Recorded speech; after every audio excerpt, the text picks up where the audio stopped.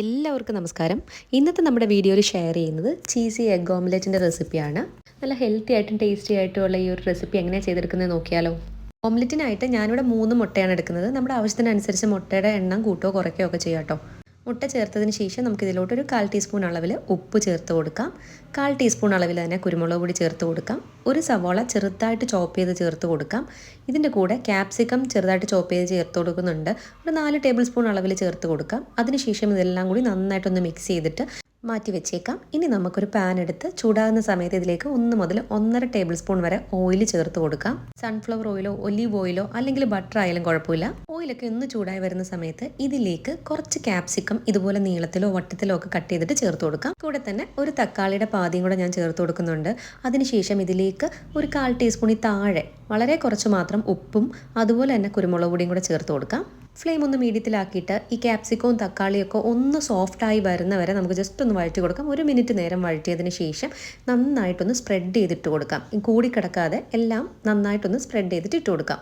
ക്യാപ്സിക്കവും തക്കാളിയൊക്കെ നന്നായിട്ടൊന്ന് സോഫ്റ്റായിട്ട് വന്നിട്ടുണ്ട്. ഒരുപാടൊന്നും മൊരിയണ്ട, നന്നായിട്ട് സോഫ്റ്റായാൽ മതി. ഈ ഒരു സമയത്ത് വേണം നമ്മൾ മുട്ടയുടെ ആ ഒരു മിക്സ് ഇതുപോലെ ഒന്ന് സ്പ്രെഡ് ചെയ്ത് തന്നെ ചേർത്ത് കൊടുക്കാനായിട്ട്.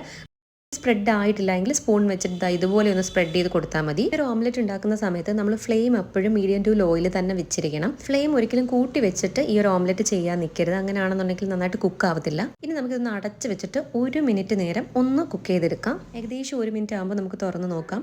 മുട്ടയൊക്കെ ഒരു 50% കുക്കായിട്ടുണ്ട്. ഈ സമയത്ത് ഏകദേശം 1 ടീസ്പൂൺ അളവിൽ ചില്ലി ഫ്ലേക്സ് ഇതുപോലെ ഒന്ന് അവിടെ ഇവിടെയൊക്കെ ആയിട്ടൊന്ന് സ്പ്രെഡ് ചെയ്തിട്ട് കൊടുക്കാം. അതുപോലെ തന്നെ ഒരു 1/4 ടീസ്പൂൺ അളവിൽ കുരുമുളക് പൊടിയും നമുക്കിതുപോലെ ഒന്ന് സ്പ്രെഡ് ചെയ്ത് കൊടുക്കാം.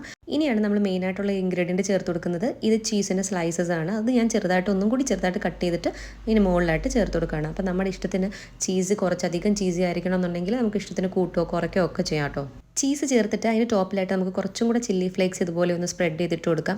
അതാകുമ്പോൾ നന്നായിട്ട് കുക്കായി വരുമ്പോൾ കാണാനൊക്കെ നല്ല ഭംഗിയാണ്. 1 മിനിറ്റ് നേരം ഒന്നും കൂടി അടച്ച് വെച്ച് ലോ ഫ്ലെയിമിൽ ഒന്ന് കുക്ക് ചെയ്യാം. ഇതിപ്പോൾ ഏകദേശം 1 മിനിറ്റ് കഴിഞ്ഞിട്ടുണ്ട്. ഈ ഒരു സമയത്ത് നമുക്ക് കുറച്ച് മല്ലിയില ചെറുതായിട്ട് ചോപ്പ് ചെയ്തും കൂടെ ഇതിന് മേളിലായിട്ട് ഇട്ട് കൊടുക്കാം.